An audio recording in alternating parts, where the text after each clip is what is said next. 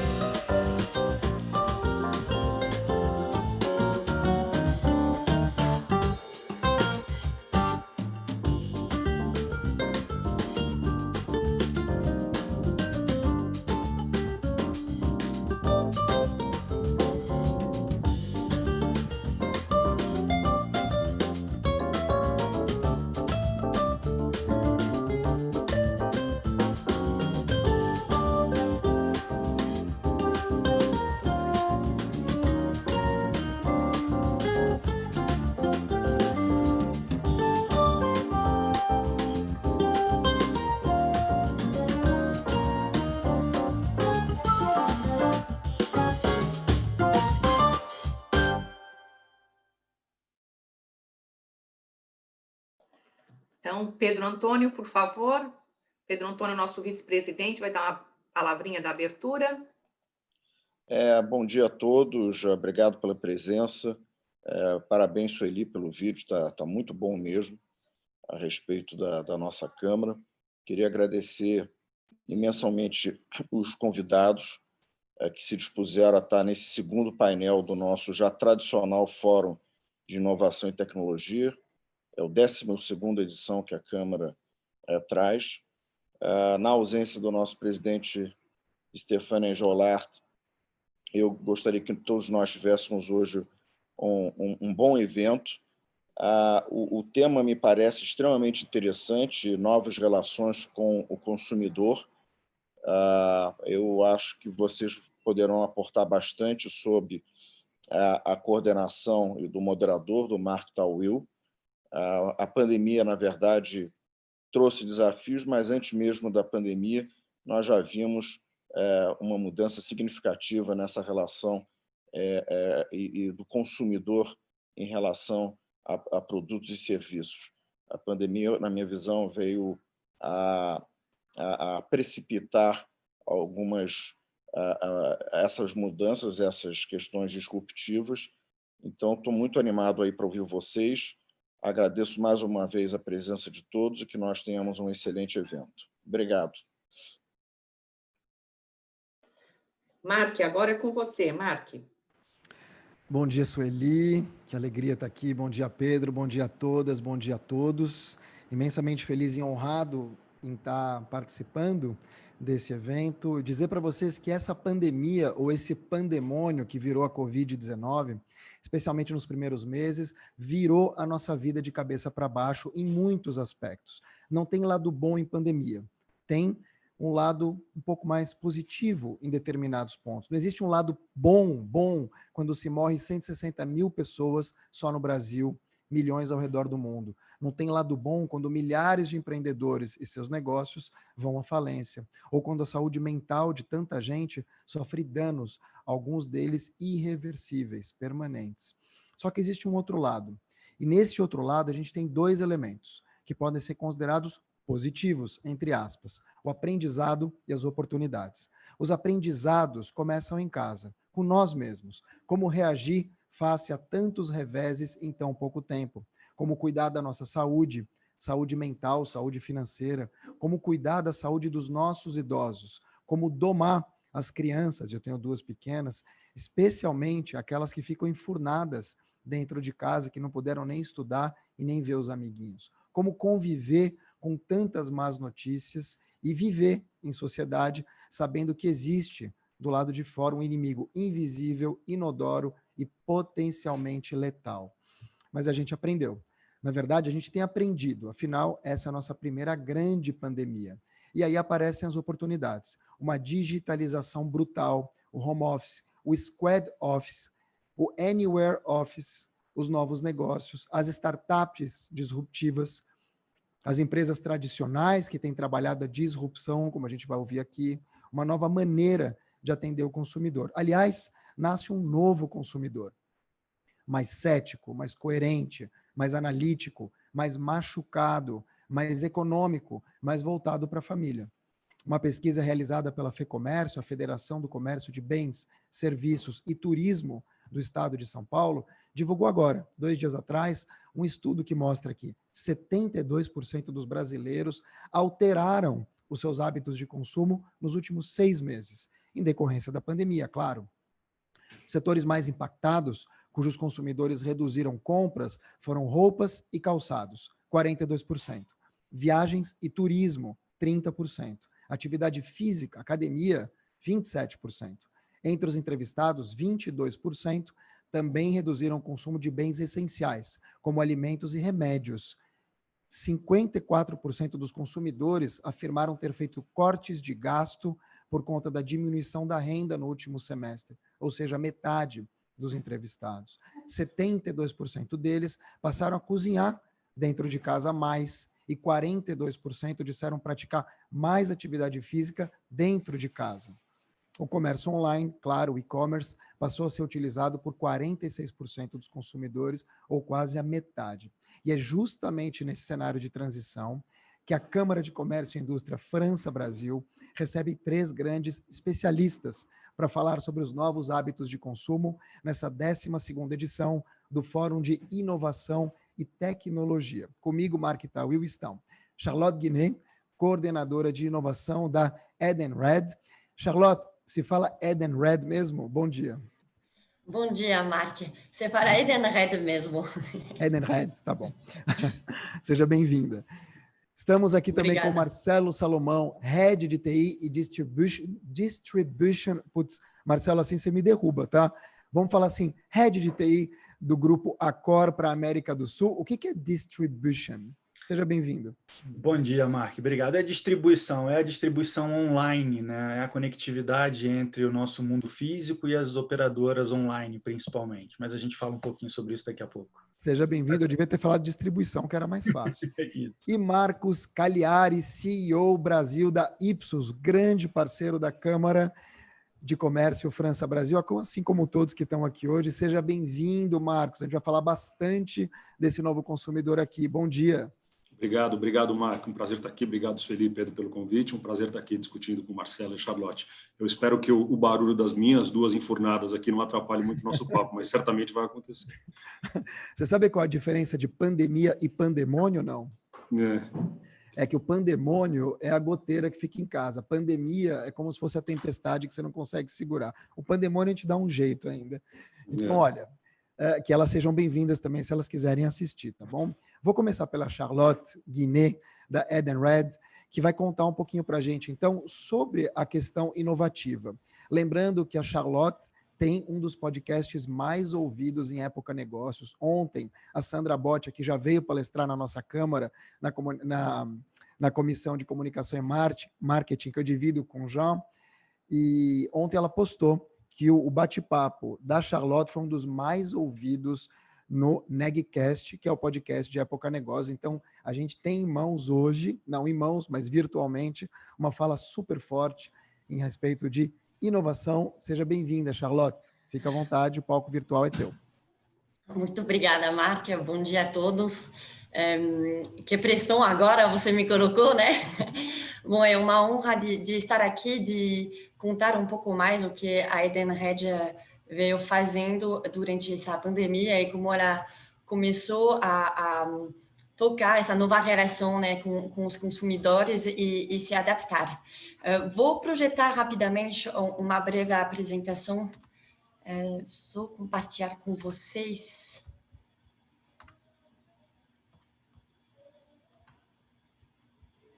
Dá para ver a minha tela? Perfeito. Bom, rapidamente, para quem... Peraí, só vou colocar em projeção. Melhor. Para quem não conhece o grupo Edenred, rapidamente, então, um grupo francês que é presente em 46 países, que faz intermediação financeiras conectando empresas, empregados e clientes e estabelecimentos, parceiros, usando nossas soluções de pagamentos e solução de aplicativos. Hoje temos mais de 10 mil colaboradores no mundo, mais de 850 mil empresas clientes, com 50 milhões de empregados que usam nossas soluções em 2 milhões de estabelecimentos. No Brasil, estamos conhecidos com 5 marcas. A primeira é a Ticket, que são todas soluções voltadas a benefício ao trabalhador, que seja benefício de alimentação, restaurante, transporte, cultura, e acabamos de relançar a solução de saúde. Estamos presentes com solução de Fleet and Mobility, com 3 marcas, que seja a Ticketslog, solução de mobilidade para gestão de abastecimento, manutenção e serviços integrados. A Repom, que faz gestão e pagamento de despesa para transporte rodoviários e cargos. O Freto, que é nossa marketplace digital, que conecta embarcadores e transportadores com tecnologia. E, por fim, a Edenred Soluções Pré-Pagas, que são soluções de pagamento e gestão de despesas personalizadas para varejistas, empresas e consumidores. Então, olhando a situação atual, a gente teve que acelerar alguns aspectos, né, para ser mais diversificados, ter uma comunicação melhor com nossos stakeholders, que seja os estabelecimentos, os clientes e os usuários. É importante não esquecer ninguém e trazer mais agilidade, comunidade e facilidade. Tudo isso é graças à tecnologia. Então, vou apresentar alguns cases mais relevantes no grupo que foram surgindo durante a pandemia ou o que a gente fortaleceu aceleramos durante esse período. Então, temos duas soluções de inteligência artificial, a Eva, que existe na Ticket e na Ticketlog. A Eva é nossa Edenred Virtual Assistente. Ela foi treinada, na verdade, para dar suporte e prestar orientações de prevenção ao Covid, mas ela foi implementada já em 2015 para cuidar de todo o auto-atendimento. Ou seja, o usuário da Ticket pode fazer todas as perguntas de saldo, de remissão de cartão, etc., através da nossa Eva. Ela está aqui para ter sempre uma comunicação mais assertiva e mais rápida. Além da Eva, temos o TED. O TED, durante a pandemia, disponibilizamos ele 60 dias de graça. É uma solução complementar para a gestão de abastecimento. Era muito importante continuar a ajudar nossos gestores de frota com uma solução que possa acompanhar e ajudar eles a continuar a gerenciar a frota deles e reduzir os custos. Além disso, antes da crise, já estávamos integrados com o Uber Eats. É importante dizer que fomos os pioneiros a conseguir rapidamente, uma vez que a crise chegou, ser integrados com os 3 maiores apps de delivery, ou seja, Uber Eats, Rappi e iFood. Essas soluções realmente ajudaram muito os consumidores e muitos os empregados que ficaram em casa, mas segundo um estudo, aproximadamente 30% dos trabalhadores, o benefício é um dos meios de pagamento mais usado. Eles admitiram que teve um aumento de 30% de uso dos apps de delivery. Então, realmente, para nós era importante dar uma solução digital integrada que faça sentido para os nossos usuários. Além disso, é muito importante trazer serviços diferenciados que seja mais adequado possível para nossos clientes, para nossos estabelecimentos, e por isso eu trouxe 2 cases. O primeiro é Ticket em Casa, que é uma plataforma que facilita para o usuário de achar aonde ele pode usar o aplicativo, em qual estabelecimento, usando qual app de delivery.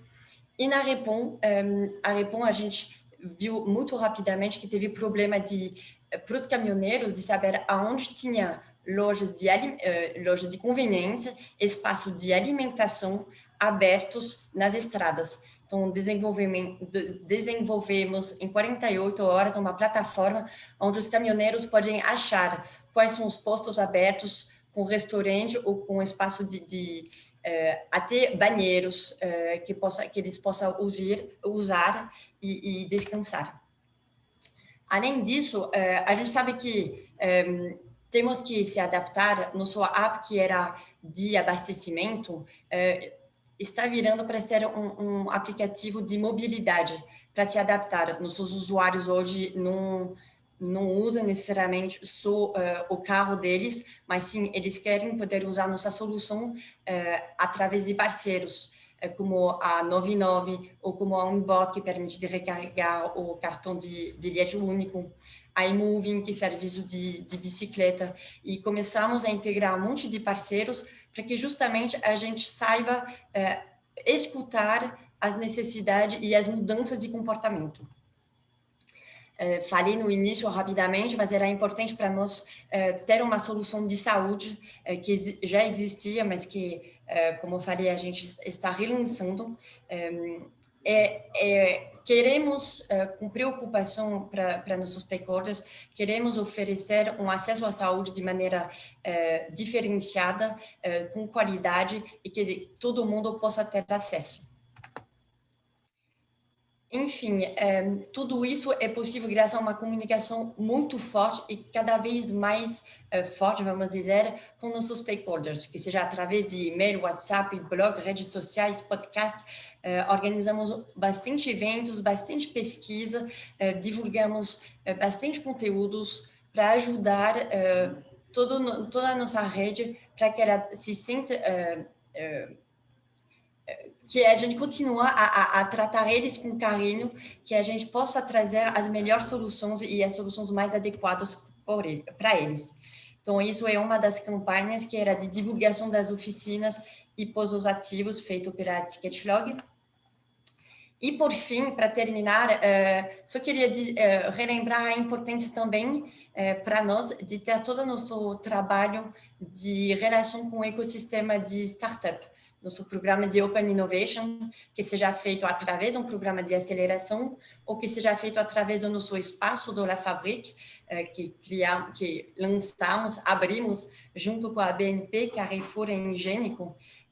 Para nós é uma solução que nos permite de acompanhar as tendências, de trazer soluções para nosso ecossistema e fazer crescer também todo o ecossistema. E isso. Muito obrigada. Obrigado. Muito interessante ver que aqui se confirma uma máxima que vinha sendo dita, né, Charlotte, de que nada acelerou tanto a transformação digital quanto o vírus da Covid-19. É impressionante. E vai um pouco também ao encontro, e não de encontro, ao que o nosso Pedro comentou aqui.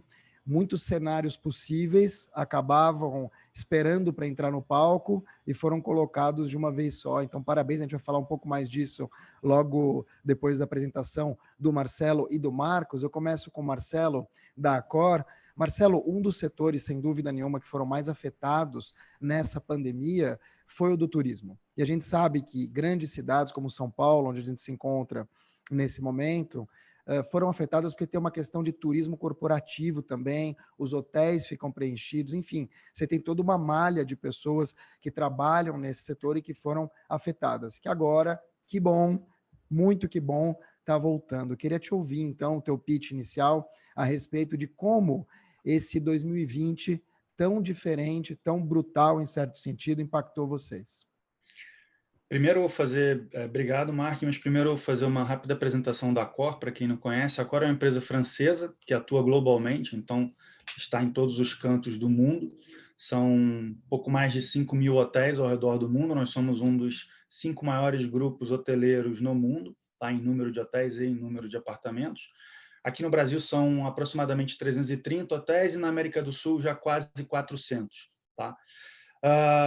Sem dúvida, muito mais do que um ano difícil, um ano abrupto, foi um ano inesperado, né? A gente não se preparou para esse ano.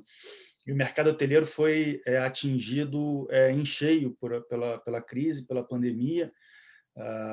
Eu lembro que meio de março, em uma semana nós tivemos 95% dos nossos hotéis fechados, então foi realmente muito abrupto. E hoje a gente já tem aproximadamente 92%, para ser um pouco mais preciso, dos hotéis em operação, mas com restrições, Mark. Tem restrições em muitos cantos. Então, a gente está operando, mas ainda não operando com toda a capacidade. Verdade, o mercado vem voltando.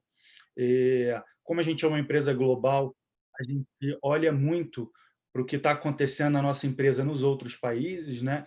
E aí a gente dá sempre um passo mais preocupado, porque ontem ou hoje foi anunciado que a Europa entra no segundo lockdown. Então, eu queria muito poder aqui corroborar com a sua fala de que passamos e agora é ladeira acima, mas, na verdade, a gente não sabe se é ladeira acima ainda, né? E eu queria aproveitar o espaço aqui, não tem muito a ver com o assunto, mas prestar as minhas considerações e preocupações com os meus amigos franceses, né? Houve um ataque terrorista hoje cedo em 3 localidades na França e conversei com algumas pessoas hoje, o pessoal está bastante preocupado, espero que nada mais aconteça e que tudo se acalme. Então, as minhas condolências aos meus amigos franceses.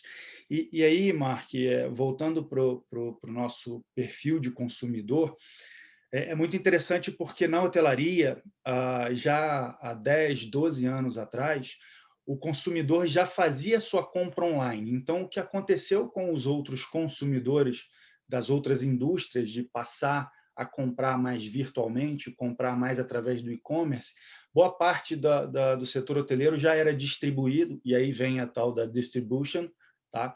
Então, já era distribuído através do mundo online, do mundo de e-commerce. Então, o nosso público, na sua grande maioria, já estava habituado a isso. Eu acho que o que muda no consumidor do nosso cliente, do nosso hóspede, agora, é a forma com a qual o hóspede interage dentro do hotel, depois da compra. Eu acho que aí vem o nosso grande desafio. Você tocou num ponto bem interessante, quando a gente fala do mercado de São Paulo, parou nos últimos 3, 4 meses e os hóspedes corporativos deixaram de ir aos hotéis. Hoje, todas as reuniões, todos os encontros são realmente virtuais. A gente começou a ter um pouquinho desse retorno de business, mas eu entendo que daqui até o fim do ano que vai realmente nortear a nossa receita, o que vai nortear a ocupação nos nossos hotéis é o turismo doméstico, né? Mesmo em São Paulo, né? A gente teve, semana passada, eu estava conversando com o gerente geral de um dos nossos hotéis no interior de São Paulo, e ele tem tido fins de semana com 100% de ocupação, com 90% de ocupação, ou seja, é o paulista, mas isso também tem acontecido em outras localidades no Brasil, mas só usando o exemplo de São Paulo, é o povo da cidade de São Paulo que não aguenta mais ficar dentro de casa e retornando para os hotéis, que normalmente são hotéis business, mas a lazer. Então, acho que essa deve ser a grande tomada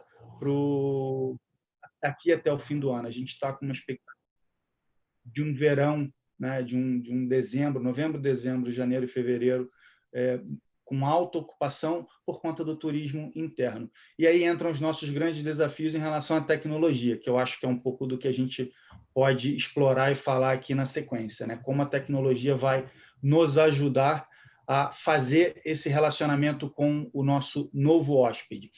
E, basicamente, o novo hóspede, eu acho que não só o consumidor hoteleiro, mas todo o consumidor, a gente passa a consultar os produtos, a degustar os produtos muito mais com os olhos e muito menos com as mãos. Ou seja, a gente quer ter a experiência do produto, mas a gente quer manter o distanciamento o máximo possível para poder ter a nossa questão de saúde, a nossa questão de higienização protegida. Então, boa parte do que a gente tem feito em relação à tecnologia está dentro dos hotéis, no atendimento do nosso staff com o hóspede, mantendo esse distanciamento social. Eu acho que, como a introdução do nosso papo aqui, estou muito feliz desse papo, porque eu acho que ele é bem atual e vai ditar o que vai acontecer, principalmente em 2021. Muito obrigado, Marcelo, e eu concordo plenamente com você. E agora foi ótimo você ter feito essa introdução em relação ao novo tipo de consumo, porque a gente já vai emendar com o Marcos. Só para corroborar com o que o Marcelo falou aqui, teve um atentado em Nice, na França. Infelizmente, 3 pessoas morreram, algumas ficaram feridas. Um ataque à faca em Nice, numa basílica ou em volta, não sei se foi em volta ou dentro ainda, mas na Basílica Notre-Dame, em Nice, na França. E é realmente, enfim, mais um período triste e nefasto que a gente tem que observar. Além disso, essa segunda onda de lockdown, ou essa segunda onda de Covid que provoca um lockdown na França a partir de amanhã, sexta-feira, vai durar 1 mês. A França já registra uma média de 500 mortes por dia. É muita coisa. Então, preocupado, o presidente Emmanuel Macron foi à televisão ontem dizer que a onda pode ser mais perigosa que a primeira, mas que a França está muito mais preparada.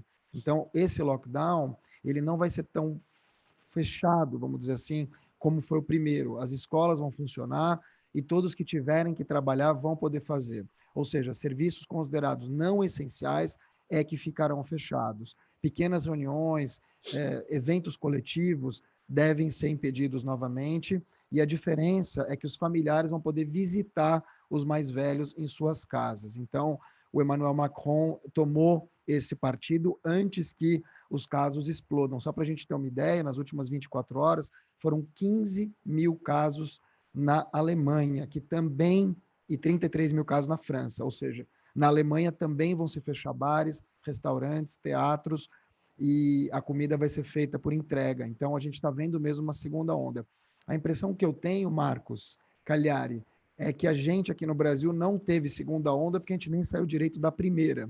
E isso, claro, impacta a nós todos como consumidores e também como fornecedores. E aí eu quero deixar você livre para falar, você que é CEO Brasil da Ipsos, sobre essa alteração de comportamento que todo mundo já está trazendo aqui, mas que, sem dúvida nenhuma, Ipsos, com as suas pesquisas incríveis, suas análises profundas, deve estar detectando já faz um bom tempo. Não? Seja bem-vindo. Obrigado, Mark.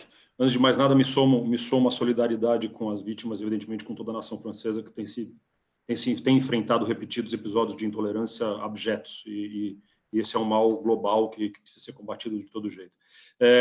Especificamente sobre a pandemia, a Ipsos é uma empresa de origem francesa, estamos presentes em 90 países. Eu acho que essa presença internacional ela beneficia os nossos estudos. Desde começo de março, a gente começou a estudar constantemente, a gente tem estudos semanais de monitoramento da percepção das pessoas com relação ao que está acontecendo, já que a gente interpretou que esse é o ponto inicial de qualquer decisão de negócio, é entender o momento das pessoas mais próximo do que nunca.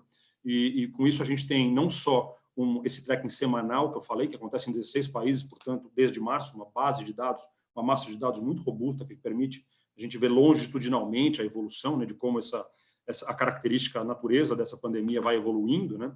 Mas também tem muitos papers e estudos em particular sobre temas particulares. Eu estou dizendo isso porque eu queria colocar à disposição de todos vocês qualquer estudo que a Ipsos tenha disponível, está no nosso site, ou entre em contato comigo, e grande parte dos números aqui eu vou citar também aqui nesse bate-papo. Primeiro, para entender um pouco do momento do brasileiro, eu acho que isso é absolutamente essencial para a gente entender quais são as mudanças que as empresas e as marcas têm que empreender. Eu acho que a gente tem que olhar um pouquinho o que está acontecendo em termos de hard facts, né? O Brasil, como você falou na introdução, tem enfrentado um número assustador de mortes. O Brasil continua sendo o segundo país com o maior número de mortes no mundo e continua, apesar de uma queda relevante recente, continua com números ainda bastante expressivos. Além disso, vem o outro fator que você também acabou de colocar, que foi que o Brasil não apresentou um pico. O Brasil apresentou um platô, e um platô que durou muito tempo, e inclusive não acabou ainda. Então, isso coloca os brasileiros, a gente conseguiu dividir a pandemia em 7 grandes etapas na evolução, baseado nas experiências de outros países, e os brasileiros continuam ainda numa etapa que é quase intermediária, que é a etapa que a gente chama de aclimatação. E a gente não consegue evoluir, porque, evidentemente, ainda há o risco de retorno que são reiterados pelas autoridades, inclusive, olha, não é a hora de abrir, a pandemia não acabou, não é a hora da gente ter os parques municipais de São Paulo, por exemplo, estão fechados, os parques. Então, a gente ainda não evolui e, ao mesmo tempo, a gente já vê uma regressão em muitos outros países. Mais uma vez, vocês citaram aí o caso de Alemanha e França, que voltaram a um isolamento, ainda que um pouco mais flexível do que o isolamento total e o confinamento. Então, você vê aqui, nessa evolução temporal da linha do tempo, os brasileiros e os latinos de maneira geral, mas os brasileiros em particular, presos num momento que é um momento angustiante, esse de aclimatação que eu me referi. O que caracteriza esse momento é uma ansiedade e uma preocupação muito grande. E isso é corroborado por diversos dos nossos estudos. Vou dar alguns exemplos para vocês que eu acho que caracterizam bem como estamos nos sentindo como todos. No Brasil, apenas 17% da população se declara estável, se declara não preocupado ou não impactado, seja pela doença, seja pela pandemia, propriamente dito, seja pelos seus impactos econômicos. Só 17%. Esse número, na média global, é 42%. Quer dizer, a gente está aqui em menos de praticamente 1/3 das pessoas, um número 1/3 menor do que os outros, do que no mundo que a gente enfrenta. Essas pessoas estão, portanto, a gente tem 83% extremamente preocupados ou impactados diretamente pela crise financeira e de saúde. Então, esse é o primeiro ponto. O segundo, quando a gente pergunta qual é a principal preocupação, e esse é um estudo contínuo que a gente faz todo mês há muitos anos já, a principal preocupação dos brasileiros segue sendo o Covid. 59% dos brasileiros dizem que é a principal preocupação. Esse número comparado com o mundo também é muito maior, é mais de 10 pontos maior. Mas a gente ainda vê uma realidade muito grande. A convivência com o vírus e com a doença é latente e ela não está perto de acabar. A gente não vê ainda a perspectiva de futuro que caracterizaria um novo otimismo e uma nova expectativa que melhore, por exemplo, o índice de confiança para consumo. E o último dado que eu queria dar nessa caracterização das pessoas, que é um dado bastante interessante, a gente pergunta: em quando você acha que vai acabar a pandemia e você vai poder voltar a ter uma vida, ou recomeçar a sua vida, né? Acho que voltar não existe mais, mas recomeçar a sua vida. E o número de pessoas que declara que é 1 ano ou mais, ou seja, o mais longe possível, a opção mais longínqua que a gente tem, que é 1 ano ou mais, ele vem crescendo em todas as leituras. Quer dizer, a perspectiva não é uma perspectiva de aproximação do final desse momento que a gente está vivendo. É uma perspectiva de continuidade. E cada vez mais as pessoas estão se resignando com a ideia de que talvez elas tenham que conviver com o vírus, que a vida talvez retorne com a existência do vírus. Eu estou dizendo isso porque o momento do brasileiro é um momento de muita ansiedade. Isso caracteriza onde a gente está hoje. E muito mais ansiedade do que praticamente todos os outros países. O brasileiro ainda espera uma segunda onda, 55% dos brasileiros esperam uma segunda onda, mais do que a metade, e 72% declara que sua vida está fora de controle. 72%. Então, além de ser uma crise econômica e uma crise de saúde que afeta todo mundo, o brasileiro tem também uma crise de controle muito arraigada. Com esse cenário, e aqui eu estou falando de números muito fortes, né? Não estou falando de números de minoria da população, a gente está falando de uma grande maioria. Nesse cenário, eu acho que o tema que a gente está discutindo aqui, que é a relação com o consumidor, ele coloca as empresas e as marcas numa situação que elas nunca tiveram, que é uma situação de ser protagonista das ações sociais. Então, ela já chama aqui que a gente precisa, por exemplo, ter um papel social muito mais forte. O vácuo deixado pelo governo, a falta de confiança pelas autoridades, que não é exclusividade do Brasil, não é, isso aconteceu em praticamente todos os países em que a gente tem leitura, houve uma resistência à aprovação da atuação do governo, e, de fato, é um momento muito difícil para as autoridades, né, por qualquer decisão que ela tem que tomar, foi substituída pelas ações das empresas. Então, eu diria que a primeira grande mudança nas relações com os consumidores por parte das empresas e marcas, ela é caracterizada pelo um aumento, uma intensificação do seu papel social.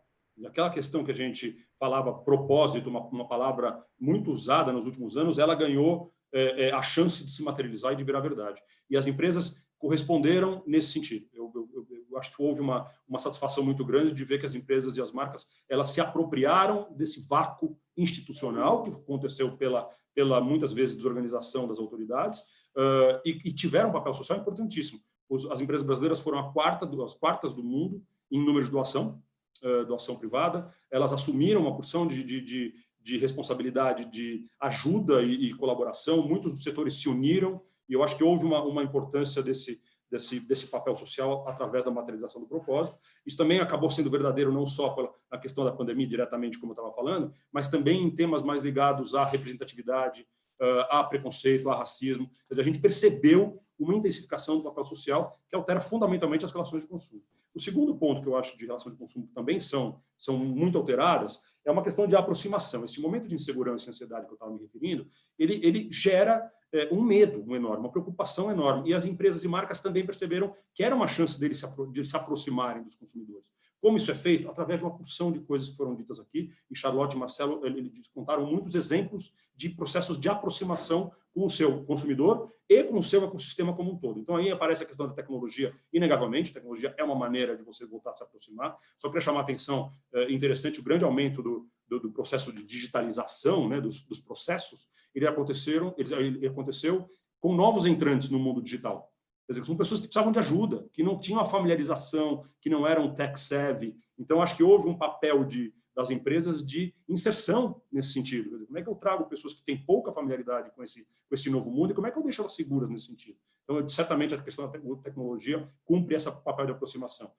A questão de racionalidade, quer dizer, produtos e serviços revistos, mais em conta, mais apropriados para o momento, e isso traz um fator que aconteceu, que a gente está vendo demais na indústria hoje, que é a questão da inovação. Vocês citaram aqui startups, e todos vocês citaram exemplos incríveis de inovação das empresas, justamente no sentido de se aproximar do consumidor e deixá-lo mais confortável, deixá-lo mais seguro, garantir o abastecimento, que também é importante, né? A proximidade com as marcas e empresas que a gente confia nos torna mais, representa uma estabilidade que a gente nota por parte do consumidor. Então, eu diria que essas duas grandes pilares, que evidentemente se desenrolam em diversas ações, esses dois grandes guarda-chuvas, de aumento do papel social das empresas e aproximação do consumidor, eu diria que foram as duas grandes mudanças nessas relações de consumo que a gente está discutindo hoje aqui. E eu fico à disposição para a gente continuar essa conversa mais para frente.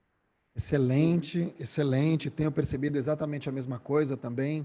Estou escrevendo um livro para o ano que vem chamado Seja Sua Própria Marca. Evidentemente, Ipsos do Brasil está nesse livro. E justamente contando um pouco dessa história, o livro parou durante a pandemia. Claro, como as grandes editoras, a minha sai pela HarperCollins, que é o segundo maior grupo do mundo, parou, e o que foi positivo, porque na verdade deu para repensar isso que o Marcos citou, essa relação que a gente tem com as marcas, com os influenciadores, inclusive, é uma relação de cobrança.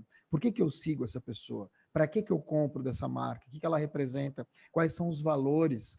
É preciso só ter um jacaré na camiseta? Quem que fabrica a camiseta do jacaré? Está pagando bem as pessoas que estão costurando ou está explorando? Entende a diferença? Então, daqui para frente, eu acredito que influenciadores, marcas, pessoas, instituições vão ser cobradas pelos seus valores. E a gente tem visto muitos empreendedores, donos de grandes empresas, trocarem os pés pelas mãos. A respeito dessa fala do Marcos, da cobrança dos governos, e essa é uma opinião pessoal, não é da Câmara, é opinião minha, eu vejo que o Brasil, além de tudo, tem uma questão muito infeliz de falta de comando em várias esferas, não só no nível federal, mas também nos níveis regionais e nos níveis municipais, que fazem com que a gente tenha chegado a ser o segundo pior aluno da classe atrás dos Estados Unidos, com a diferença que os Estados Unidos têm muito dinheiro para poder sair dessa crise e nós não. Então, eu lamento muito que a falta de pulso dos nossos governantes como um todo, sem nominar nenhum, tenha feito com que a gente chegasse a essa situação. E eu vejo também uma questão de cultura, viu, Marcos? Do brasileiro acreditar que aqui nunca vai pegar, de que Deus é brasileiro, e para isso também você vai perpetuando um monte de problema. Com essa crise, a gente vai ter que esperar para ver. Honestamente, eu sou um pouco até otimista. Não sei se a gente vai ser abandonado pelas forças ocultas de uma vez, mas é realmente um cenário muito triste. Charlotte, obrigado, Marcos, pela super explicação. Charlotte, começando pela dama do nosso bate-papo aqui, eu queria ouvir de você a respeito, você falou de muita coisa aqui, a respeito da Edenred, mas uma coisa me chamou a atenção, que é a diferenciação de serviços. Vai ser uma tônica para esses anos 2020, as empresas vão ter que se diversificar, não só do ponto de vista das equipes, mas, sobretudo, no ponto de vista dos serviços? Acredito que sim. É diversificação, como a gente viu, as empresas tiveram que se readaptar na maneira de trabalhar, de diversificar a maneira de trabalhar, aceitar. Tem empresas que começam a voltar agora nos escritórios. Ninguém mais pensa voltar da mesma maneira que antigamente, fazendo 100% no prédio. Não, vai ser modelos híbridos. Isso, para mim, é a diversificação de aceitar que esse modelo online, ele deu certo, ele dá certo, a gente pode continuar assim. Diversificação de produtos, porque realmente, como eu comentei, temos que ficar atento às necessidades dos consumidores, necessidades dos clientes, do ecossistema, e por isso você vai diversificando a maneira de vender, as soluções. Se todo mundo ficar em casa, você tem que poder oferecer serviços para quem está em casa, para poder continuar a usar suas soluções e para que ele possa continuar a gastar, que seja um monte de lojas. Obviamente o setor de roupas, desculpa, caiu, mas ele caiu para começar a voltar, porque as marcas se adaptaram na maneira também de saber apresentar as roupas, como você falou, com os influenciadores. Tem várias maneiras. Se você pega o modelo da Amaro, por exemplo, tem poucas lojas e está tudo online. É um modelo diversificado e as empresas têm que pensar assim. Agora, Marcelo sabe melhor que eu, soube se diversificar pensando o hotel de uma maneira diferente. Então, é a tendência de amanhã de compor com as necessidades do ecossistema como todo, que seja empresas, clientes, estabelecimento, usuário, é fundamental. A sua empresa é uma empresa global. Está presente em quantos países? 46 países. 46 países. Quando a gente fala, então, de Edenred, a gente imagina que vocês tenham benchmarkings do mundo todo. Mas existe algum país ou existe algum bloco de países que está, nesse momento, lidando melhor? Ou seja, os europeus da Edenred estão trazendo soluções, o Brasil tem uma solução própria que já é benchmarking para o mundo. Quem que está na lida dessa atualização tecnológica do ponto de vista de Edenred? Então, dependendo um pouco dos assuntos, tem alguns assuntos que vêm de desenvolvimento tecnológicos que vêm da sede mesmo, que está habilitando pela França, e depois cada país e cada região se adapta à cultura local. Não pode ser tudo centralizado num lugar e não pensar a realidade dos países. O Brasil e a região Américas é uma das mais fortes do grupo, então o que fazemos aqui não é feito necessariamente na Ásia, por exemplo, que é um pouco menor. Testamos, cada região vai testando e trazendo para os outros o resultado, que ele foi positivo ou negativo, ele nunca é negativo. Você aprende das coisas negativas para melhorar e vai adaptando depois. Sem dúvida, obrigado. Você citou o Marcelo da Accor, Marcelo Salomão, e eu queria te ouvir, Marcelo, porque você fez um panorama inicial muito interessante a respeito de retomada, falando de mercado corporativo e eventos, e a Charlotte traz uma visão muito inovadora. Ela traz muito a questão tecnológica adaptada ao dia a dia. Eu queria ouvir de você como é que a tecnologia está influenciando nesse momento a relação dos hoteleiros com seus consumidores. Legal. Primeiro, só pegar o gancho da Charlotte, obrigado pela bola levantada, como a gente diz aqui no Brasil. A gente teve que realmente se reinventar nesse momento, e o que eu acho que é mais interessante, a gente criou um produto novo durante a pandemia, né? Porque os hotéis, quando aberto, quando a gente conseguiu abrir novamente os hotéis, a gente não tinha ocupação, né? Por conta de tudo que a gente falou aqui. Então, a gente adaptou muitos quartos como escritórios. A gente criou um produto chamado Home Office, né? Que é o quarto hoteleiro adaptado a um escritório. Então, e teve uma procura muito boa, principalmente de executivos que não conseguiam ter um ambiente controlado. Não vou nem falar tranquilo, mas controlado dentro da sua casa, por N questões, né? E a gente teve uma saída muito boa a esse respeito, e a gente acabou exportando esse produto para as outras regiões. Foi uma iniciativa aqui do Brasil. E o que é mais legal de tudo, que eu acho que isso está muito ligado ao conceito de tecnologia, a gente não cria as coisas para durar a vida inteira, né? E na tecnologia é assim, as coisas vão evoluindo. E esse produto ele já está sendo repensado, e fim do ano, início do ano que vem, a gente vai lançar uma nova versão desse produto, que eu não posso muito antecipar aqui, que vai também ter um viés tecnológico grande. Então, só para falar desse gancho que a Charlotte me deu, a hotelaria sempre foi tradicionalmente pouco preocupada com a tecnologia, né? Infelizmente. Então, o servir na hotelaria sempre foi muito mais voltado ao contato físico entre hóspede e o hoteleiro. E a tecnologia nunca conseguiu ter protagonismo nesse papel.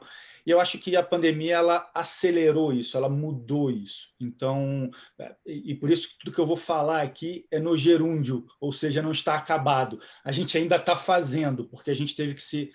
A gente conseguiu, durante a pandemia, receber os recursos e o protagonismo necessário para criar as ferramentas. Então, uma das coisas interessantes que a gente tem feito e continua aprimorando é acabar com toda aquela parte de papelaria tradicional dentro dos hotéis, né? Acho que se você fechar os olhos e lembrar a sua última hospedagem no hotel, você vai lembrar quantos papéis você tinha dentro do apartamento e no hotel como um todo. Tudo era papel, né? O cardápio dos canais da TV, as fichas que você assinava. Então, a gente está realmente digitalizando tudo isso. E uma das tecnologias que nos outros segmentos não é inovação, mas para a hotelaria é a gente colocar tudo isso num QR Code. Ou seja, o hóspede conseguir consumir o produto através do seu próprio equipamento, que é fantástico, né? O seu celular ele está com você 24 ou 23 horas por dia, talvez em alguns minutos apenas do dia você deixe seu celular de lado, e quando você está se hospedando a lazer ou a trabalho, é a mesma forma. Então, consumir o hotel através da sua mão, através da palma da sua mão, eu acho que é a nova, é o que vai acontecer, que fica, Mark, pós-pandemia. E o que a gente tem feito é implantar toda a parte de tecnologia para dar esse suporte. Uma outra ferramenta simples que a gente está trazendo para dentro do hotel de forma profissional é a utilização do WhatsApp, né? Você tem 2 filhas, eu tenho uma filha de 12 anos. Quando eu quero alguma coisa urgente, eu mando um WhatsApp, que é muito mais rápido que eu ir lá falar com ela, e ela não vai prestar atenção no que eu estou falando. Então, mandar um WhatsApp é na hora, ela me responde imediatamente. Essa é a nova geração, né? Então, utilizar o WhatsApp para se comunicar com os hóspedes é uma realidade. A gente está tentando fazer isso, a gente está conseguindo fazer de forma profissional, né? Porque não dá para ter 20 números no hotel, tem que ter um número só e todo mundo falando com o hóspede através daquele número. Então, o back-office de tudo que acontece no hotel é sempre bastante complicado. E aí, só para finalizar esse pensamento, o que a pandemia ajudou, né? É chato, como você falou muito bem no início, há pontos positivos na pandemia, em tudo isso de ruim que está acontecendo, mas o que ela realmente acelerou foi o investimento financeiro. Estou falando de dinheiro, efetivamente, né? Eu falo no português aqui, bem chulo, né? Foi realmente o investidor conseguir colocar dinheiro na ponta do hotel para poder investir e trazer essas tecnologias. Eu acho que isso começou na pandemia para frente e é algo que deve ficar para 2021 e 2022. A gente certamente vai ter os hotéis cada vez mais tecnológicos. A coisa mais tecnológica que tinha no hotel era você fazer o check-in algumas horas antes. É isso. Agora, e o que eu fico me questionando aqui, eu adoro hotel, adoro a rede Accor, adoro hotel, e de fato mesmo, é uma coisa que parece ali que está caminhando como um elefante branco, mas te ouvindo, também eu morro de raiva quando eu vou almoçar num restaurante, e eu fico me questionando por que o diabo do QR Code não foi criado antes. É tão mais simples, tão mais rápido, tão mais limpo do que ficar passando ali. Precisou de uma pandemia. A minha pergunta, antes de passar para o Marcos, é a seguinte: você citou, eu tenho um menino de 4 anos, uma menina de 6. E se eu soubesse antes do room, perto da minha casa, evidentemente eu teria ido para lá. Então, eu fico perguntando o seguinte para você. O perfil do consumidor do serviço hoteleiro tende a mudar também? Porque, às vezes, por exemplo, um advogado, vamos dizer, ou um profissional qualquer que está em casa com 2 filhos pequenos, que é meu caso, a sorte é que eu estou aqui na minha agência, mas tem gente que não tem essa oportunidade, tem que trabalhar com eles em cima da cabeça, que é muito difícil. E eles não têm culpa também. Mas, para essas pessoas que não pegariam necessariamente um hotel, pegariam um coworking, por exemplo, para essas pessoas, é um novo público de vocês. Vocês acham que vai mudar o perfil do público hoteleiro por conta disso também?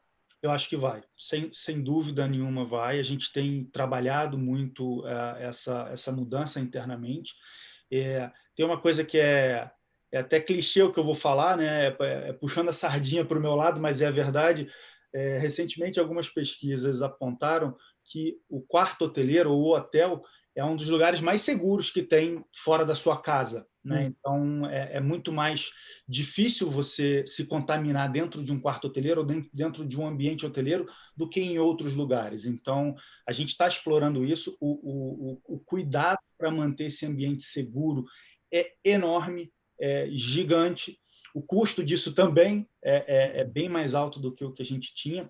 E eu acho que o profissional, né, que começar a utilizar, começar a experimentar esse tipo de estabelecimento, de lugar para poder trabalhar, né, não vai voltar atrás, né? Qual é a grande diferença de um coworking para um quarto de hotel, né? Vou falar aqui algo muito claro. Dentro do quarto de hotel, você realmente...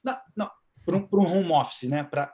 Tirando a parte de hospedagem, mas os quartos que a gente preparou como escritório, você ter o seu ambiente concentrado, né, silencioso, com tudo que você precisa, ou seja, você não vai sair de casa com o monitor embaixo do braço, né? Você não vai sair de casa com uma internet rápida, né? Então, dentro do hotel e nesse ambiente que a gente preparou, você tem, além da segurança física, você tem todo o confinamento necessário para fazer o seu trabalho de forma adequada.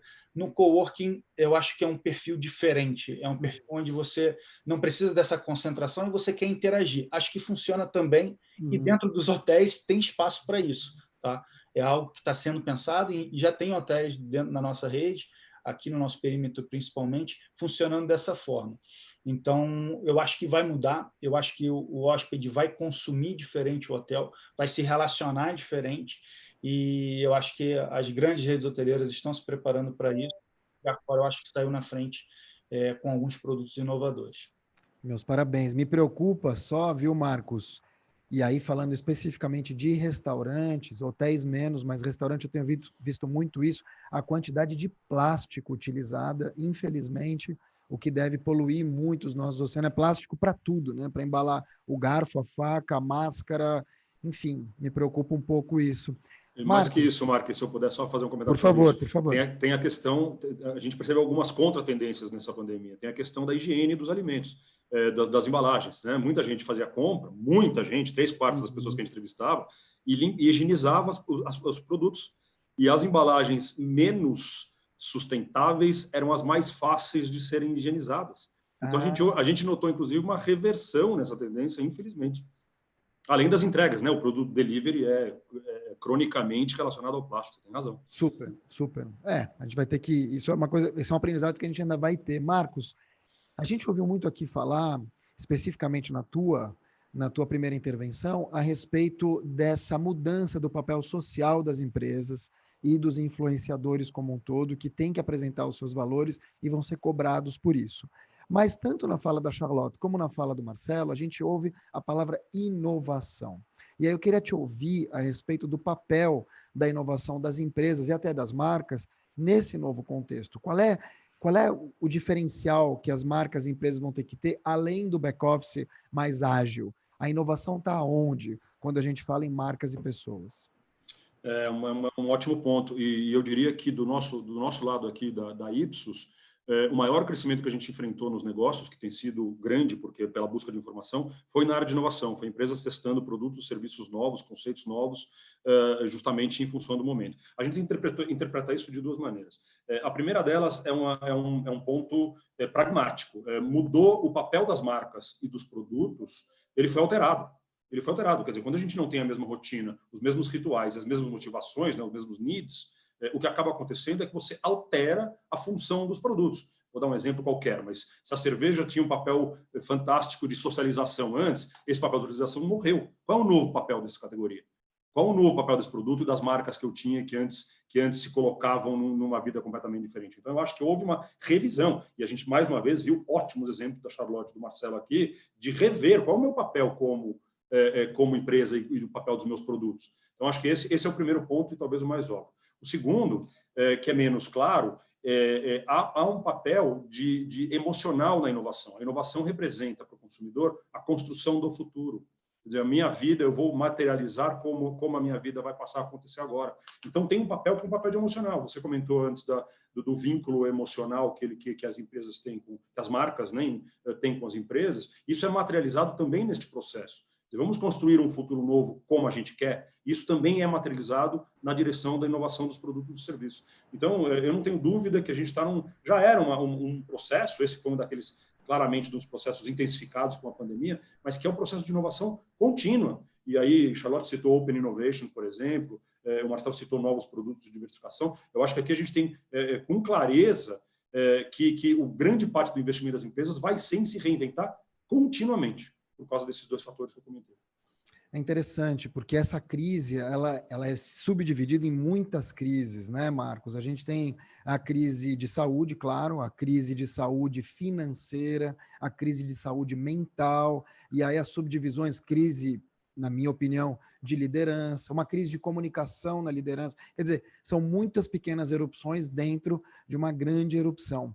Mas eu queria aproveitar que você está aqui para te perguntar a respeito da questão da saúde financeira, da economia da família brasileira. A gente sabe que tem um impacto inicial, se a gente sai às ruas aqui de São Paulo e outras capitais, ou até cidades menores, a gente vê muito lugar fechando, restaurantes super tradicionais que já não funcionam mais, lojas tradicionais, enfim, é muito preocupante. Mas vocês aí de Ipsos Brasil têm, sem dúvida nenhuma, números nas mãos. Queria te ouvir a respeito, o estrago é mesmo o que parece ser?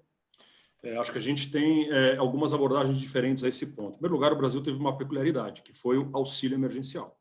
Todos os países, de fato, exerceram alguma atividade de compensação de renda, mas a do Brasil foi particular, porque foi um auxílio emergencial num valor razoável que atingiu 50 milhões de pessoas. Aliás, desculpa, 60 milhões de pessoas.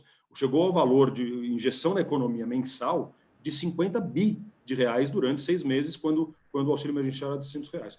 Isso, sob certo aspecto, isso segurou e até alavancou, em alguns casos, o padrão de consumo. Então, não se detectou uma queda abrupta no padrão de consumo, nem um aumento da miséria. Na verdade, o que se detectou foi muito pelo contrário. Houve um processo de premiumização de algumas categorias, de higiene pessoal, por exemplo, beleza. Houve um processo de premiumização fartamente sustentado por essa artificialidade que é a injeção de um capital de um monte tão grande assim como a gente falou. Então, esse é um dos olhares, e a gente vai ver os impactos reais quando isso for suprimido.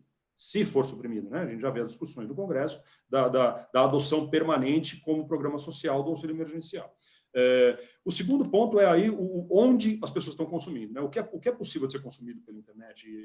O processo de digitalização demonstra claramente, aqui a gente citou aqui alguns dados, você citou alguns de pesquisa também, os nossos números mostram que 73% das pessoas aumentaram sua compra via internet. Eu acho que é um número que é inquestionável e meio óbvio, na verdade, né? Porque se você tem uma limitação de movimentação, essa não tem outra maneira. Isso coloca alguns tipos de negócio, de estabelecimentos, um cheque muito grande, que são os restaurantes que você citou.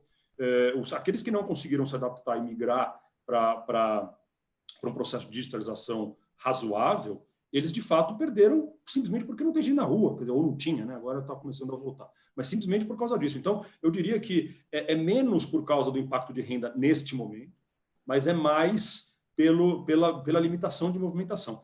Isso significa que depois que a limitação de movimentação for suprimida, as coisas vão voltar? É evidente que não. Tem muita empresa que quebrou de fato, né? A gente tem dados escandalosos, e inclusive uma taxa de desemprego recorde, né? A gente, de novo, está falando aqui de próximo de 15%, mas já há alguns estudos que mostram que ela é mais próximo de 17%.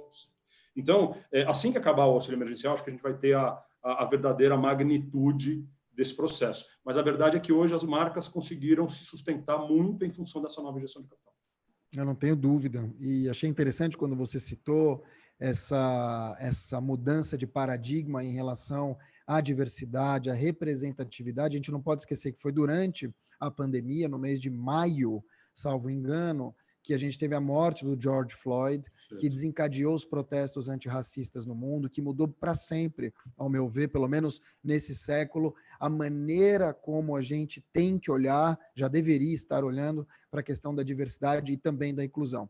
E também uma sociedade 5.0 que já vem se apresentando, ainda que a passos curtos, né? Ela foi lançada no Japão, ou melhor, em Davos, pelo Japão, em 2016, que vai atrair a inclusão, a sustentabilidade e a qualidade de vida.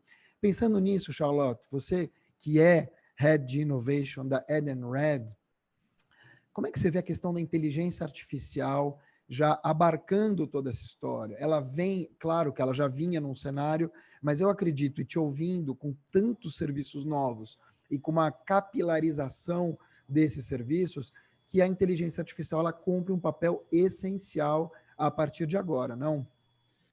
Com certeza, ela permite uma assertividade bem maior. Ela permite que todo mundo tenha acesso às informações, a processo de maneira bem mais fácil e ágil. A inteligência artificial não é óbvio hoje, mas realmente a tendência de hoje, a tendência de amanhã, isso vai crescendo para a venda de soluções, para a definição de soluções, para a comunicação. A gente não tem mais paciência hoje, é algo que é impressionante, e ainda mais quando você está em casa.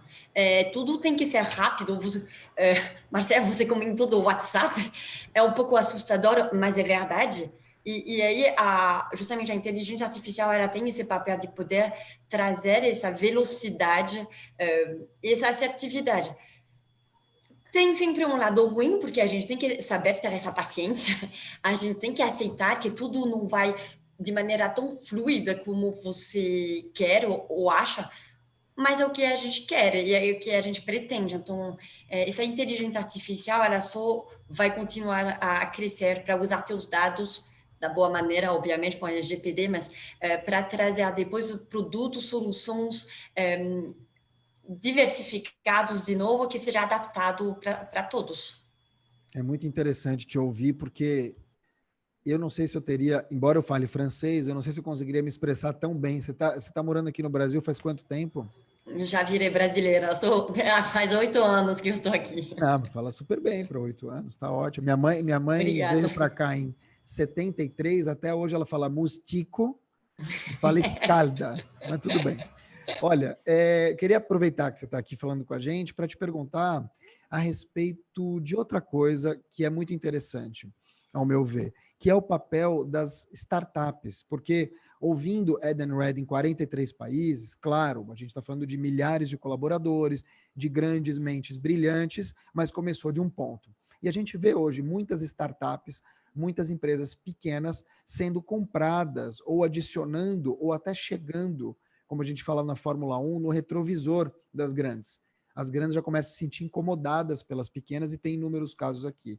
Vocês, como uma empresa grande, como é que vocês enxergam esse ecossistema? Vocês compram startups, vocês trazem para dentro para acelerar? Qual é o papel de vocês, então, quando vocês começam a olhar para esse ecossistema brasileiro em especial? Bom, para nós é um ecossistema que é fundamental. É engraçado a imagem que você comentou da Fórmula 1. Na verdade, a gente tem uma imagem com um barco, um transatlântico, desculpa, enorme, que viajava sozinho com os lanches do lado. Aí evoluiu para que esse transatlântico seja no meio desses barquinhos. Agora tem a imagem que ele integrou totalmente esses barquinhos, porque ele não pode andar mais sozinho.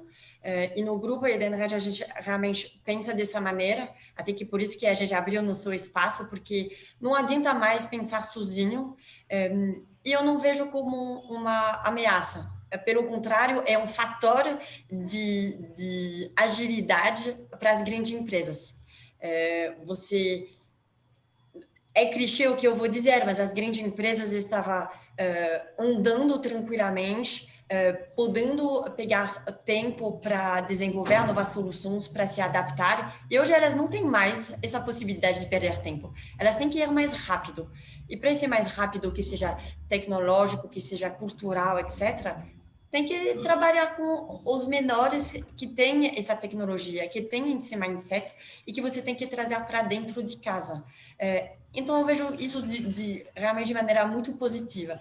Até você pode ter startups que têm um modelo de negócio parecido ou que quer te disruptar. De novo, positivo, você tem que pensar diferentemente, você tem que pensar diversificação e fortalecer o que você está construindo e ao invés de querer destruir esse ecossistema, englobar essas startups. E quando a gente fala Open Innovation também, tem um público das universidades. São nossos consumidores de amanhã, nossos empregadores de amanhã e empregados. É um público que, quando a gente fala justamente da nova maneira de se relacionar com os consumidores, é um público que a gente tem que tratar com carinho e que a gente tem que já incluir nas grandes empresas. Fazemos bastante desafios, por exemplo, com a Politécnica, com a FIAP, etc., justamente para entender quais são as tendências de amanhã, qual é o jeito deles de querer trabalhar, entrar no mercado de trabalho. Então, todo esse ecossistema de startups e universidade, ele só vai fortalecendo as grandes empresas quando o trabalho está bem feito. Aí tem todo um trabalho também, né, de cultura interna a trabalhar para que ele saiba se relacionar com esse ecossistema. Então, quer dizer, é um grande iate moderno com várias lanchas super rápidas, correndo todo mundo junto numa frota. É isso? Exatamente. Gostei bastante do exemplo. E cabe também às universidades, eu não sei se tem alguém aqui de universidades, também trabalharem melhor a questão das cotas, abrir para mais pessoas, visibilizar públicos que não tiveram oportunidade de fazer um cursinho. A gente tem, de novo, essa é uma opinião pessoal, não uma opinião da Câmara, um excelente exemplo do Magalu, que fez o trainee para mulheres e homens negros. Então, a gente tem que dar oportunidade também nas universidades, não sei se tem alguém aqui de educação, para ter novos públicos, trabalhar essa diversidade para que empresas como a Edenred, a Cor e Ipsos possam contratar também equipes diversas, porque muitas vezes a gente foca em universidades de ponta e nas universidades de ponta faltam públicos que são, muitas vezes, a maioria aqui do Brasil, por exemplo, como a população negra. Aí, voltando aqui para você, Marcelo, obrigado, Charlotte. Queria te perguntar, ainda na hotelaria, que é o teu business, como é que tem sido a questão, então, desse novo padrão relacionado ao mercado corporativo? Porque a gente está numa Câmara de Comércio, que é uma Câmara de Comércio que tem, talvez, Sueli, a gente tem mais de 800... quantos a gente tem aqui de associados? Nós temos 800 associados. 800. Nossa, eu estou muito bem. 800 associados e, quer dizer, são empresas de todos os tamanhos, de todos os portes e certamente já consumiram, vão consumir algum serviço da Accor. Então, quando você pensa em produto, você tem uma divisão clara do mercado corporativo, business e da família? Imagino que sim. Mas dentro do business, você falou de mudanças, você já está começando a projetar novos públicos dentro do mercado corporativo? Sim, existe essa segmentação, não só de mercado, mas também de produto, como você bem citou.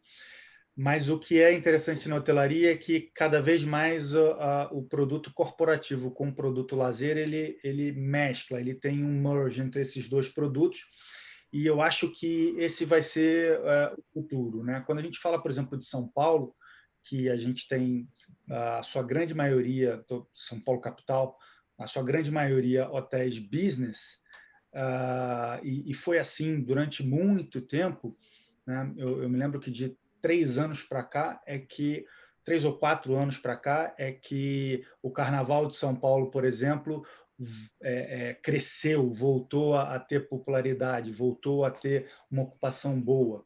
De 3, 4 anos para cá, a parada LGBT, por exemplo, também explodiu em atendimento, em ocupação, né? em participantes, melhor dizendo.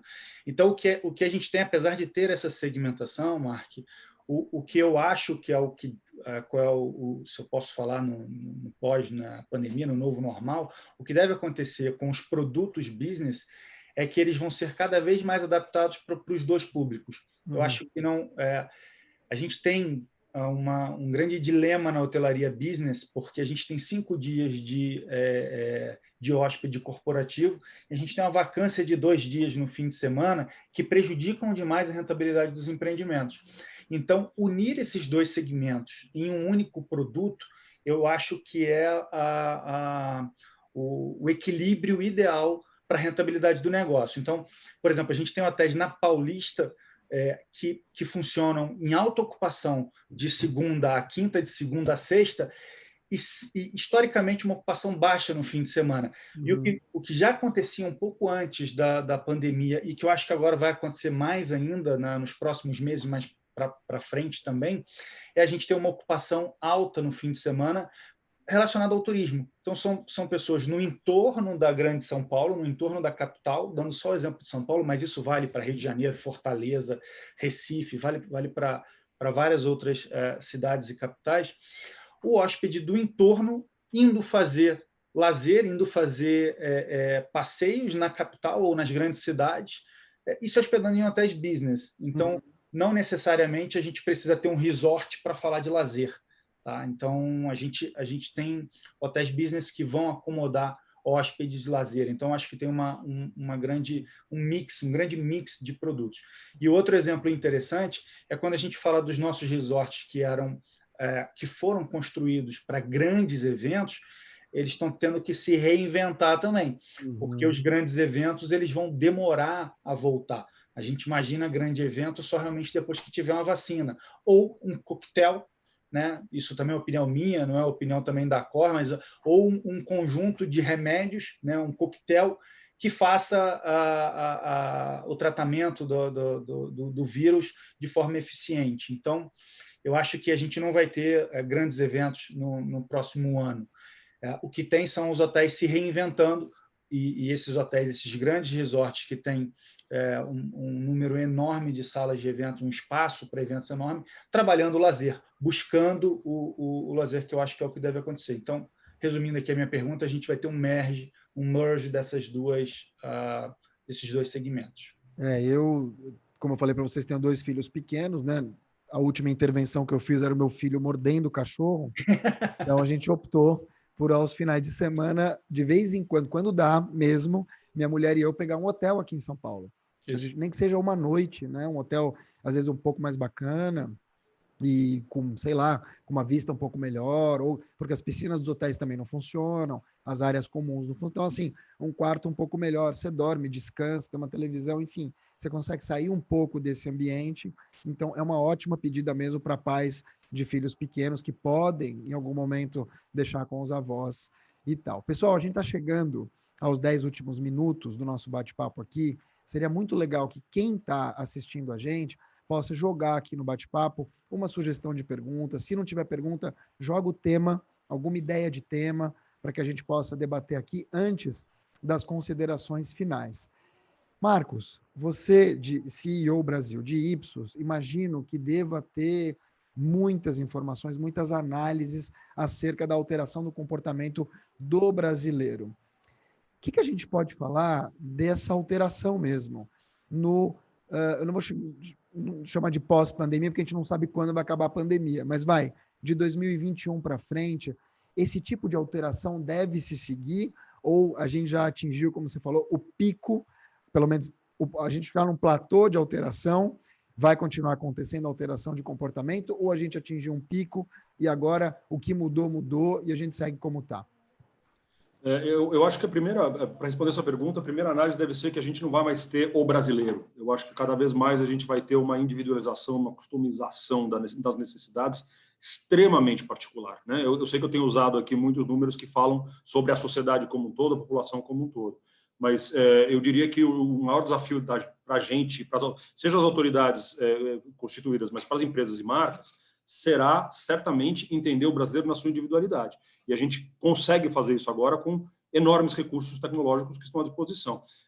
E aí vai depender demais das pessoas que têm, e eu vou citar alguns exemplos que a gente tem clareza que afetam o comportamento demais. Por exemplo, em isolamento versus não isolamento. Pessoas que moram sozinhas versus pessoas que moram com outras. Pessoas que moram com alguma pessoa de grupo de risco versus pessoas que não moram em grupo de risco. Estou falando aqui só demográfico. Se eu entrar na parte econômica, pessoas que precisam sair para trabalhar versus pessoas que não precisam sair para trabalhar. Então, se eu puder dar alguma visualização sobre isso, eu acho que a grande mudança, e uma mudança que também, mais uma vez, já vinha acontecendo extremamente intensificada, é a individualização do olhar. A gente vai precisar olhar os brasileiros menos como os brasileiros, um grupo homogêneo que se comporta de maneira igual, e vai começar a ter um olhar incrivelmente granular. Esse é um novo desafio para as empresas, super importante. E, mais uma vez, ele é possível hoje, né? Hoje a gente tem os recursos de maneira muito, muito clara.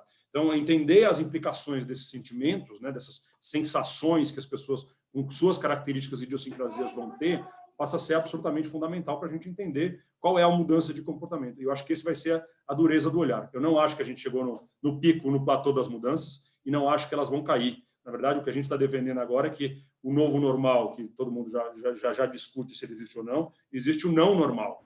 O new normal substituído pelo no normal, porque agora que você tem aí idiosincrasias sendo manifestadas, né? E eu queria fazer um último comentário, que tem se discutido muito o que vai acontecer com as empresas que dependem de estabelecimento, que dependem de um traslado, né? Dependem de uma movimentação.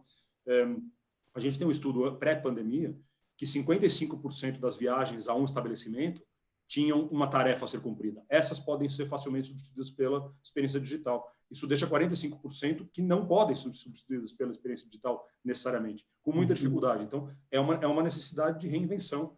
E eu acho que o comportamento das pessoas vai depender um pouco da reinvenção dos próprios negócios, né? Tem uma responsabilidade nossa, como empresas, como organizações, de prover capacidade da vida retornar a uma vida mais próximo do que as pessoas querem possível, dadas as circunstâncias. Isso vai depender dos estímulos que eles receberem da gente, né? Excelente. Eu tenho uma pergunta aqui do nosso companheiro Frédéric Donier. Quais são os últimos desdobramentos da excelente iniciativa de La Fabrique? Poderia nos contar um pouco das ações em curso durante a pandemia?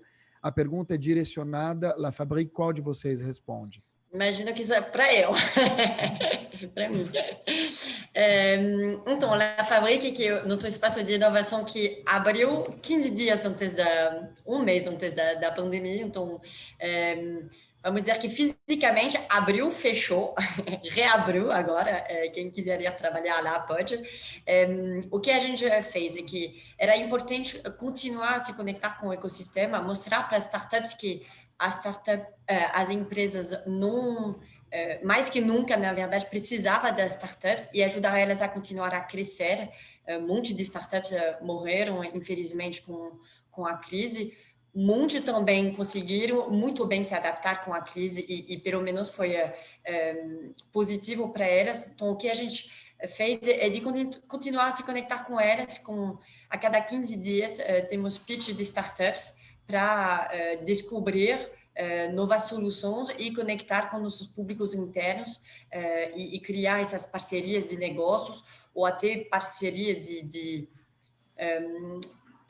negócio e dar alguns apoios, alguns suporte para essas startups, dando mentorias, etc. Para nós isso era fundamental e o que estamos desenvolvendo, que realmente as comunidades, como a gente viu que conseguimos trabalhar de casa, a gente consegue conectar comunidades à distância também. Esse mundo digital online, ele funciona muito bem. Uhum. E nada melhor que startups para explicar para uma outra startup dar algumas dicas, algumas melhorias. Eles passam por o mesmo momento de dificuldades e quem é a melhor para te ajudar nesse caso é alguém que já conheceu isso. Me lembro de um diretor meu dizendo: eu quero dar mentorias para essa startup, mas eu sempre trabalhei no mundo corporate. Então tem realidade da startup que eu não tenho. Eu posso passar a minha visão de corporate, mas eu não posso passar a visão de startup. E por isso que a gente quer realmente fortalecer esse trabalho de comunidade. Que você esteja na fábrica, que você esteja no Cubo, na Estação F, ou Nova York, enfim, essas comunidades para se conversar e para se ajudar crescendo junto. Uhum. Eu quero, antes então, já aproveitando, Charlotte, que você está por aqui, a gente tem pouquíssimos minutos, eu queria que você fizesse as tuas considerações finais aqui no nosso fórum, já te agradecendo por toda a tua visão, agradecer a Dan Red por ter liberado você. Eu sei que o teu tempo é caro, é precioso, como todo mundo que está aqui, quem está assistindo e quem está participando. Então, da minha parte, muito obrigado. Qual é a tua consideração final? Muito obrigada de novo pelo convite, Sueli. Foi um prazer conversar, debater com o Marcos e Marcelo também. Marco, obrigada pelas perguntas. Eu diria que realmente é importante, eu gosto muito do que o Marcos trouxe de o papel fundamental social das empresas. Eu acho que tem problemas do governo, sempre vai ter problema, mas as empresas têm que pensar esse propósito para atrair o jovem para poder vir trabalhar nas empresas, para pensar não só ganhar dinheiro, mas sim o que você está fazendo é você ter um trabalho de dever para a sociedade e apoiar a sociedade e ajudar, e é assim que todo mundo junto vai crescendo. De novo, muito obrigada. Obrigado. Já que ela levantou a bola para você, né, Marcos? A gente falou de propósito, que tem muito a ver com a geração Z e até os millennials que já estão no mercado de trabalho, dividindo com Y, X e até baby boomers.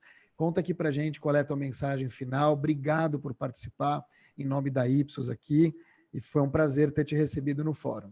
Obrigado, Mark. Obrigado, parabéns pela condução do evento, muito agradável. Obrigado mais uma vez à Câmara, a Charlotte e ao Marcelo.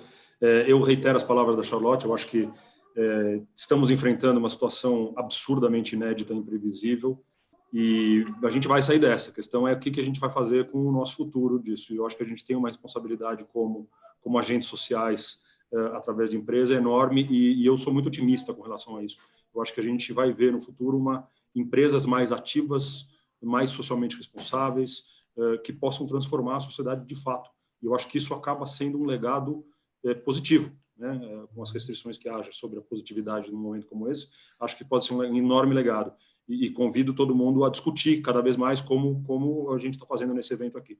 Portanto, parabéns para a Câmara pela iniciativa, parabéns, Charlotte e Marcelo, pelas iniciativas que eles contribuíram aqui com a gente, e um enorme prazer e vamos junto nessa história. Eu acho que esse passa a ser chave nesse processo. Muito obrigado e queria te agradecer também pelas preciosas informações que você trouxe, a preciosa visão de mundo que você trouxe, tanto você quanto a Charlotte, e passar a bola para o Marcelo agora, para finalizar, Marcelo, aqui a participação de vocês três, antes do agradecimento final e da fala também da Sueli ou do Pedro, se eles quiserem encerrar. Obrigado, Mark, pela condução. Um evento fantástico. Acho que tinha que ter 2 horas e meia de evento. 1h30 é pouco, tá? Só para deixar aqui o meu protesto. Acho que 1h30 é pouco. Foi uma conversa muito legal, Charlotte e Marcos. Obrigado pela participação aqui. Foi ótimo. Acho que minha consideração final é que tudo isso passe logo, que a gente, apesar de ser um fanático por tecnologia, adorar o mundo online, eu acho que as relações pessoais, as relações humanas, elas são maiores que qualquer coisa relacionada à tecnologia. Então, eu acho que meu pedido, ou as minhas orações aqui são para que isso acabe o mais rápido possível, os negócios voltem e a gente volte a se encontrar presencialmente. Esse evento foi legal virtual, imagina como seria legal presencial, ia ser muito melhor. Então, é isso. Obrigado pelo convite, estou à disposição. Um abraço a todos. Um abraço. Queria, antes de passar a bola para você, Sueli, já te agradeci inúmeras vezes, mas eu quero agradecer de novo.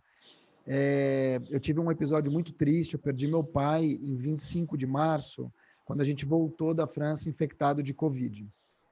Ele morreu 6 dias depois de pneumonia. E lá na França, quando o presidente Macron decidiu fechar o espaço aéreo, foi para a Sueli que eu telefonei, lembra, Sueli? Para perguntar o que eu fazia.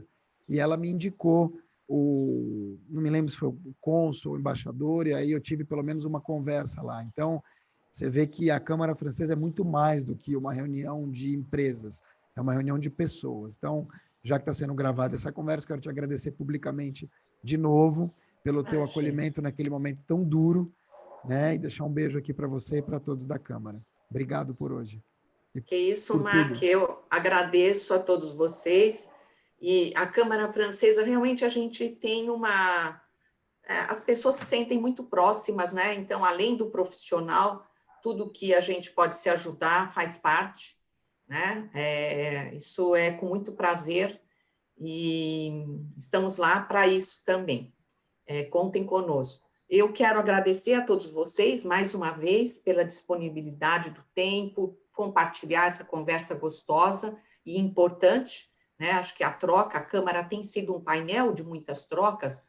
Nós fizemos até essa semana 25 lives com ministros, secretários, autoridades, até o vice-presidente, e vai continuar até dezembro. A gente criou isso que a gente chamou canal aberto justamente para a gente poder passar mensagens, para poder, né, poder discutir e se atualizar com o que está acontecendo em diversos ministérios. Até antes de ontem, tivemos com o ministro de Minas e Energia. Bom, eu quero até avisar também, no dia 26 de novembro, a gente vai fazer o grande evento de comemoração dos 120 anos da Câmara. Esse ano não vai ser aquele tradicional jantar que a gente estava esperando esse ano, 1.000 pessoas, então ia ser um evento ainda maior do que de costume, mas nós vamos fazer uma live especial, né, no dia 26, das 19 às 20h20. Tá? Então, todos, em breve a gente vai colocar no ar as inscrições, vocês são todos muito bem-vindos e a gente pretende fazer um evento bem legal, conto com a participação de vocês. E dia 19/11, aproveito para fazer a publicidade, nós vamos fazer um fórum de diversidade. Legal. E nós vamos ter a participação da Saint-Gobain e da Sanofi, que vão apresentar os cases deles, e eu tenho o Bruno Cameron, que vai falar sobre um panorama da diversidade das indústrias no Brasil, onde a gente está, dar um pouquinho de dados concretos para a gente. E outros eventos, né? Antes de ontem tivemos 3 eventos na Câmara, né? Em geral é um por dia, mas 3, às vezes a gente se supera. E quero agradecer a todos vocês que participaram aqui da live hoje, e a Câmara Francesa está à disposição de vocês, né? E é um prazer, em breve espero que a gente retorne também com eventos presenciais, mas as lives vieram para ficar, né? Eu acho que o webinar, isso não, a gente vai ter sempre evento presencial e a possibilidade também de acompanhar à distância. Isso aí é um novo normal da Câmara. Verdade. Então, um grande abraço a todos vocês, obrigada, Mark, obrigada, Marcos, muito obrigada aí ao Marcelo e à Charlotte também por estar conosco. Grande abraço a todos vocês e até breve. Vive la République. Tchau. Tchau. Tchau, obrigada. Muito obrigada. Tchau, tchau.